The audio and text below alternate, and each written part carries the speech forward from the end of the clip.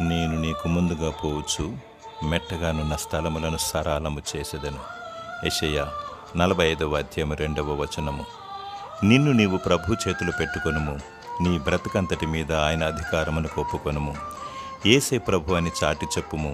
దేవుడు నీకు ముందుగా తన దూతను పంపును, ఇరుకులో విశాలతను కలిగించును, నీ మార్గమును సరాళము చేయును. నీవు ఎక్కడికి వెళితే అక్కడికి యెహోవా సన్నిధి నీకు తోడుగా వచ్చును. నీ రాకపోకలయందు యెహోవా నిన్ను కాపాడును. ప్రతి పరిస్థితిలో యెహోవా దక్షిణ హస్తము నీకు తోడుగా ఉండును. యేసయ్య నీ హస్తమును జీవము గల యెహోవా దేవుని చేతిలో కలుపుటకు తండ్రి అయిన దేవుని తోడును కోల్పోయాడు. యేసయ్య ప్రేమ అపారమైనది. దేవుని స్తుతించు, ఆయనను ఆరాధించు. దేవుడు నిన్ను నిత్యము నడిపిస్తూ సదా నీకు తోడైండునుగాక. ఆమేన్.